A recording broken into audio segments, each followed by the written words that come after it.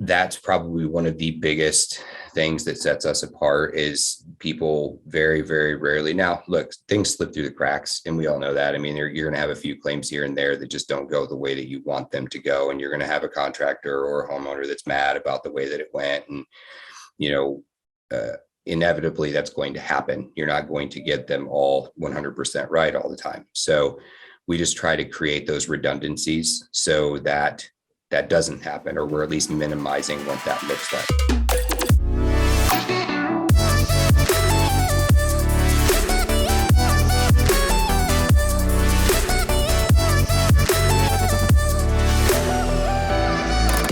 Welcome everyone to another episode of The Story of You. Today we have a special guest with us, Daniel Robosky. He is the Director of Operations of the public adjusting firm Coastal Claims. Welcome, Daniel. Thanks for having me. Thanks for being here. Would you mind giving us just a brief introduction into what Coastal Claims is, what you do, and what your role is with Coastal Claims? Absolutely. So Coastal Claims is one of the largest PA firms in the country.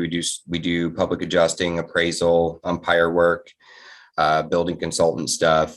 And my role within Coastal is the Director of Operations. So I kind of oversee all of the external stuff. So we're kind of unique in this space that we have an entire back office that does all of the policy reviews, communicating with the carrier for all the front end stuff, where so our PAs don't have to actually handle a claim cradle to grave. So we have kind of internal and external claims handling from an operations perspective, and I handle all of the external.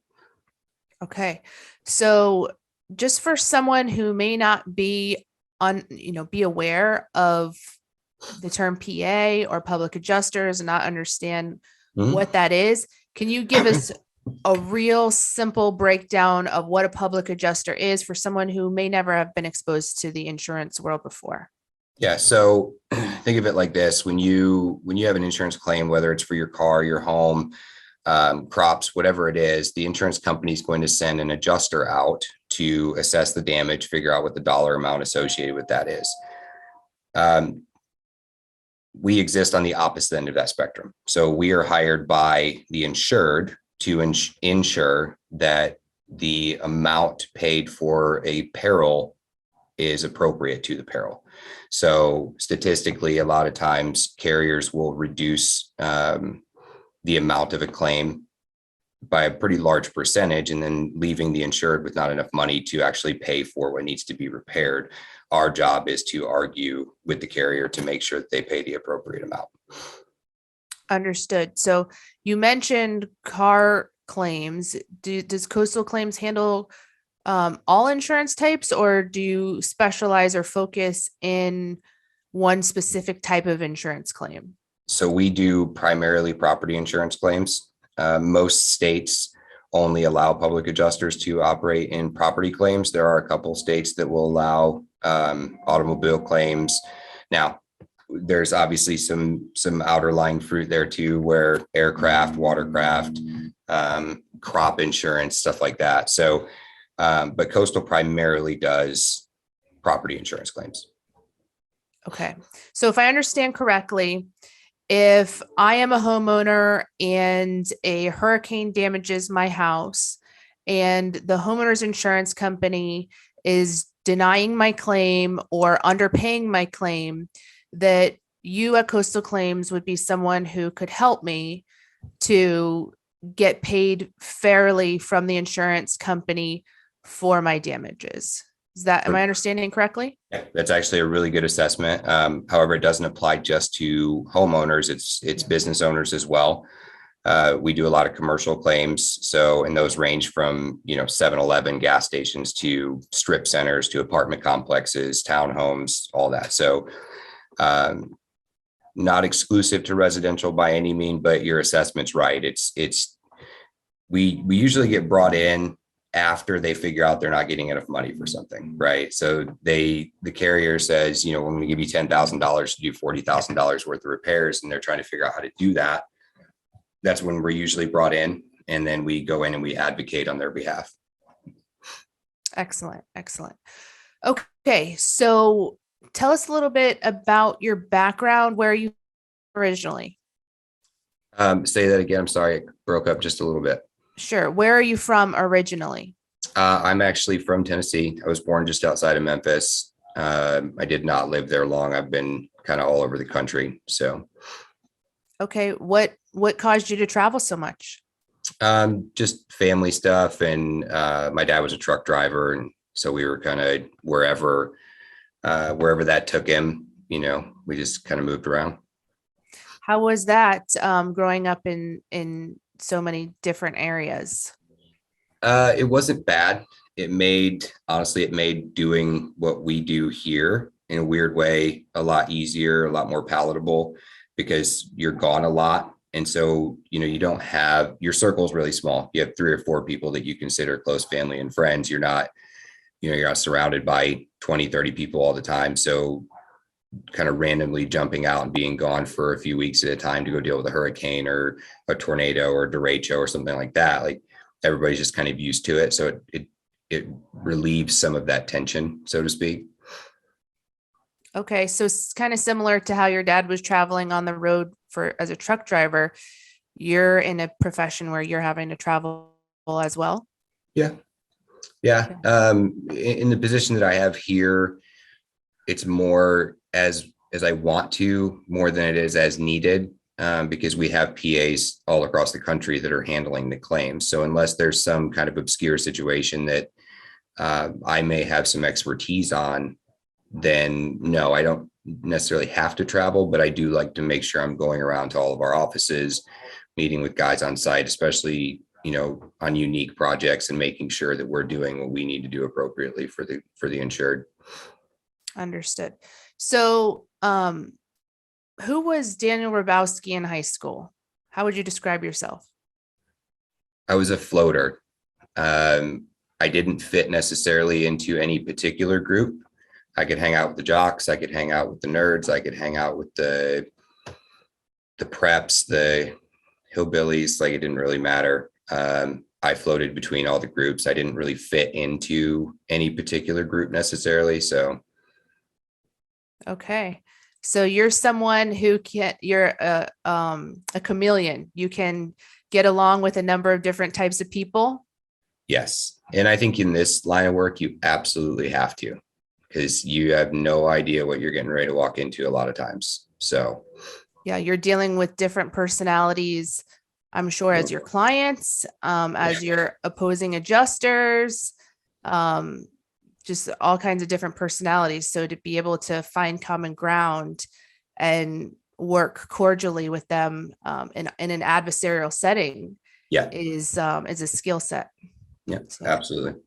so well, where did life take you after high school? Immediately after high school, I joined the Army. I was in the Army from 2001 to 2012. I got medical discharged in 2012. And then I kind of floated around doing some odds and end jobs, ended up in roofing and did door-to-door sales for a very, very short period of time because I do not have the personality type for that. Operations was more my skill set. So I kind of maneuvered my way into operations within that roofing company. And then I left there and started working for a large loss mitigation company after hurricanes. Did that for 5 or 6 years and then started my own PA firm. And then my PA firm merged with Coastal and I took an operational role with Coastal in that merger. Nice, nice. So thank you for your service. What type of field did you specialize in the military? So I was a quartermaster. I was a petroleum supply specialist by job. But I was an instructor while I was in for the last probably 5 or 6 years, teaching a variety of different things. And, any vets that are watching this kind of know how the military does things. They catch you 30 minutes before and they say, hey, I need you to teach a class on this real quick. And you just kind of throw it together and make it work. But that's by definition, I was a quartermaster. I was a supply guy. Okay. So having worked in the roofing industry, how does that or does that help you now working for a public adjusting company? Oh, it absolutely helps. Mainly because, again, coastal is kind of unique in this space where I think a lot of times you see PA firms that they kind of find their niche and they stay there. They say, I'm only going to do claims that look like this. At Coastal, we kind of take on everything. So the vast majority of claims that we take are residential roof claims. So being able to um, work with a lot of the guys on what hail damage looks like on a residential roof is there because I've walked those roofs. I did that for a while, and honestly, a lot of the referring parties to what we do are roofers. So if you don't know what you're talking about, they're not going to hire you, or they're not going to refer you to be hired by the insured. So, Okay. So when it comes to your position as the director of operations, are there procedures or things you try to implement among the staff and in the operations to kind of set Coastal Claims apart from its competitors? yes, a lot of the things that we do are very militaristic to a degree where everything's kind of structured. One of the big things that we have implemented is kind of this hierarchy where the most common thing heard in the PA world when it comes to disgruntled, whether it's insureds or referring parties, is that the lack of communication exists. And so we always have a string of people involved in every single claim that if you can't get a hold of your PA, there's a liaison. And if you can't get a hold of the liaison, there's an account manager for your company. And so there should never be that space that exists where communication isn't there. And we know that if we continue to communicate and take notes appropriately, we can then facilitate the claim appropriately. So that's probably one of the biggest things that sets us apart is people very, very rarely. Now, look, things slip through the cracks, and we all know that. I mean, you're going to have a few claims here and there that just don't go the way that you want them to go. And you're going to have a contractor or a homeowner that's mad about the way that it went. And, inevitably that's going to happen. You're not going to get them all 100% right all the time. So we just try to create those redundancies so that doesn't happen, or we're at least minimizing what that looks like. And so we spend a lot of time from an operational perspective looking at the overall objectives, how to create those redundancies. And then we have the KPIs in place that say, okay, this is what the performance needs to look like. This is the expectation for timeframes for the PAs, for the back office folks to complete their individual tasks that are part of the claim. So we have a very strong structure and a very good infrastructure to facilitate any type of claim, no matter what it is, where in the country it is. And I think that's probably the biggest thing that sets us apart. So you mentioned where in the country it is. We're located, or at least I'm located in Florida. Mhm. Are you in Florida currently? I am sitting in Florida, yes. And so what is the territory that Coastal Claims covers? So we are licensed in every state that allows PAs. That actually has, let me rephrase, every state that has a license for PAs, because there are a handful of states that don't allow public adjusting at all. There's two, and then there's a few states that don't require you to have a license. You just have to register with the states, like Hawaii's that way, Michigan's that way from an entity perspective. So anywhere that we can practice as public adjusters, we can work as public adjusters, and we have the country broke down into regions. There's been a very prescribed growth over the last 12 months within Coastal that has allowed us to reach out to places that were, I think, considered remote to us a year ago. But now we have people in those places. So Coastal's main office is here in New Smyrna Beach, Florida. And then we have an office in Dallas, and in that office is a regional office that covers kind of all the surrounding states there. We have one in Philadelphia that goes up the East Coast. And then we're going to be opening one in Nashville And more than likely, sometime next year, we'll have one in Denver, and then we'll have the entire country covered from a regional office perspective. Excellent. So if someone is watching this outside of Florida and they want to know, do you cover my state? How would they figure that out? The easiest thing to do is just either call the office, shoot us an email, hit us up. Our Facebook, the folks that run our Facebook page, super responsive. And honestly, that's where we get a lot of that type of conversation is there of saying, oh, I live in Minnesota. Can you guys work a claim here? And we're like, yeah, we're licensed in Minnesota. We'll send them our license number so they can verify it and kind of go down the road that way. Our social media stuff tends to be, we don't market necessarily like a lot of other companies do, kind of getting out there and pounding our chest and saying, this is why we're better, or this is what we can do. And for us, it's more just about the engagement and saying, we exist. We may not be the right fit for you, but ask the question and, we'll give you the right answer. And the nice thing about this industry is there's enough work around for everybody. There's no reason for anybody to kind of hold all the marbles. And, if we know of another PA firm that's probably a better fit for that person, we'll refer them. Okay.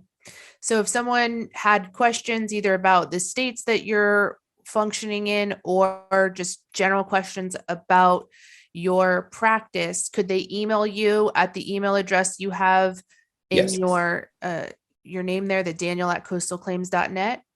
Yep. Yeah. Or they can shoot an email to office@coastalclaims.net or info. Again, or they could call the office line, or they can hit us up on the socials. Okay. So what is it that you would want people to know watching this about when they're trying to decide whether to hire a public adjuster and which one to hire? What's something you would like them to know when they're making that consideration and decision? That the longer that you wait, the harder it is to overturn a decision.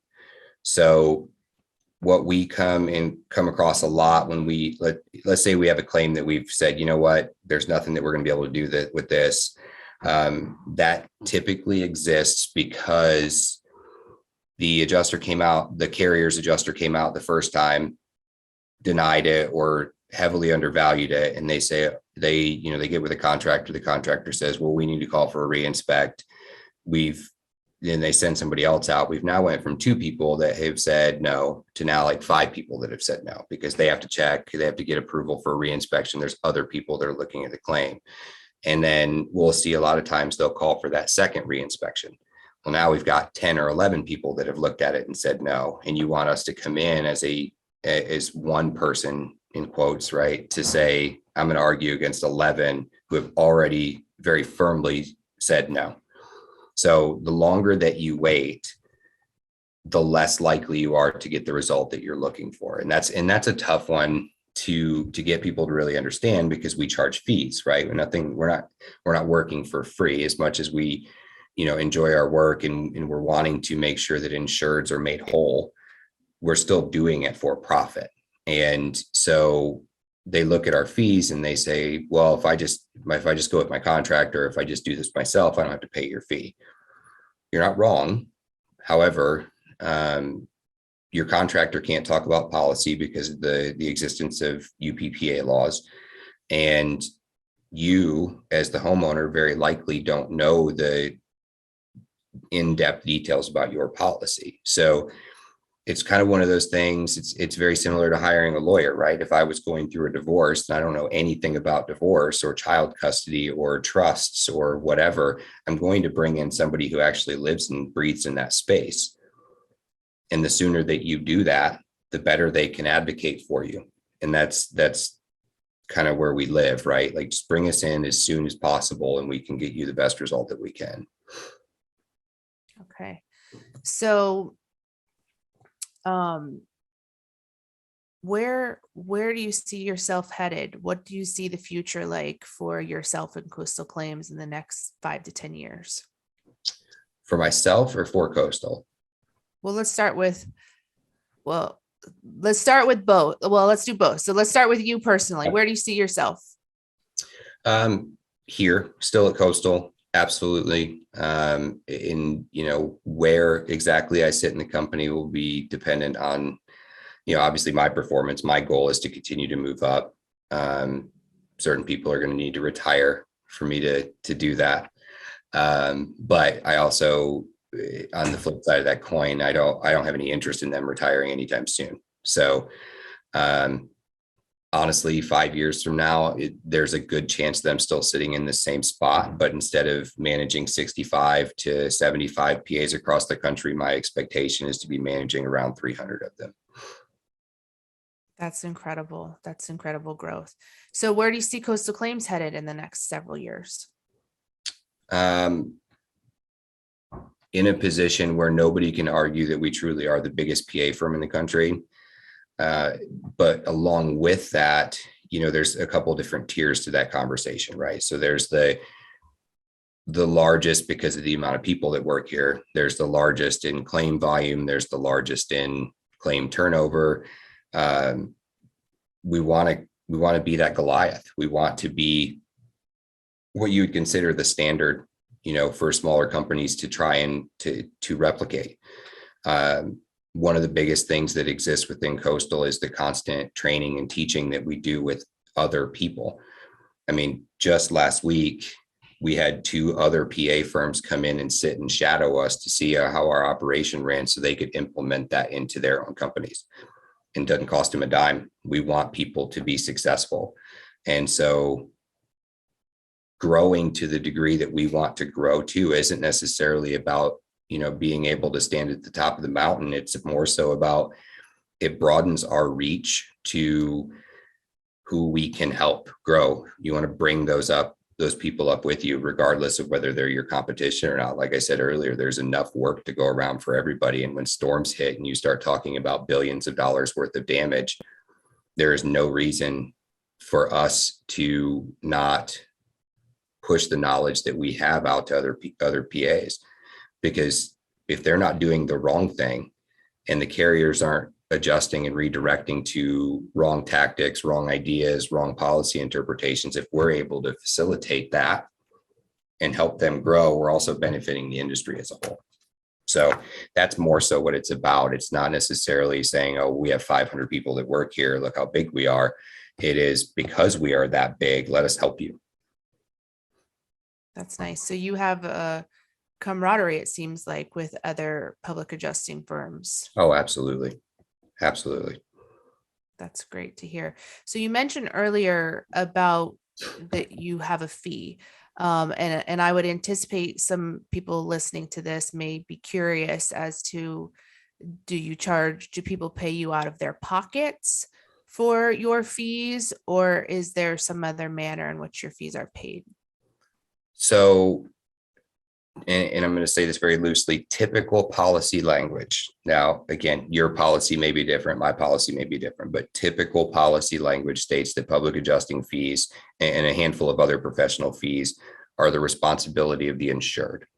It doesn't necessarily say anything beyond that. So in essence, yes, they are paying us out of their pocket. How they get that money isn't necessarily our concern. And our fee is different in each state. So like I live in Dallas, Texas. So in Texas, we are capped by the Department of Insurance at a 10% of the claim value fee. So if the claim's $10,000, we can charge $1,000. Here in Florida, they can go up to 25%. So Tennessee can go up to 30, I believe, or it's either 25 or 30. Every state has different caps. Is Florida 20%?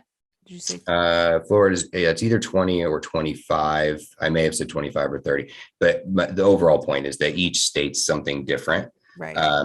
Coastal generally adjust their rates to be competitive. In the states that have higher, anything over 10%, you start to get into more of a sales and marketing conversation than you do anything else. That's why I enjoy being in Texas, because there's no argument. It's 10% across the board, no ifs, ands, or buts. There's not, well, this PA firm said they would do it for 12.5%. So will you guys do it for 10? You're never getting into those conversations in certain states. So But to roll back to your question, yes, the payment for our services has to come from the insured. So it cannot come directly from the insurance company, but it can come indirectly through the insured that way. Okay, so what would happen if you were unsuccessful and were not able to recoup any money for the insured? Would they be responsible to pay you? Across the board, no. And from Coastal's policies, there are certain states that you can bill, some of your time to a cap, but Coastal doesn't do any of that. If we don't recover any money, we don't send a bill. Okay, so if you recover $30,000 for a homeowner, then your fee would be whatever percentage you had negotiated in your contract, and you'd send a bill to the homeowner and say, this is your fee based on the percentage that we agreed to and based on the amount that we recovered for you from the insurance company. Correct. Yep. Okay, understood. So, thank you so much for being here today. It's been a pleasure to get to know you and to understand your business a little better. Do you have any final thoughts you'd like to share? No, I think we kind of covered the gamut. These conversations are good, I think, because we go into certain states. I'll give you the example. After the tornadoes that went through Bowling Green, Kentucky, I went up there and they didn't even know that public adjusters existed. So you kind of run into either I've dealt with PAs and I did not have a good experience, or I didn't know they existed. Honestly, either of those I'm perfectly fine with, because I can then leverage the opportunity to show you how it's done supposed correctly. So it's good to be able to get on these podcasts and get on these people's Facebook lives and that kind of stuff, where they may not know very much about the market, somebody watching, and they may leave this and go, well, I need to look into what a public adjuster is a little bit deeper, because now I'm dealing with that right now. My claims being undervalued. I'm trying to figure out how I'm supposed to pay for something. And now they know we exist, where they may not have before watching this. So we appreciate the opportunity to get on here as well. Absolutely. Well, thank you for being a guest. And I think that's all that I have. So we'll go ahead and sign off until next time. Thank you.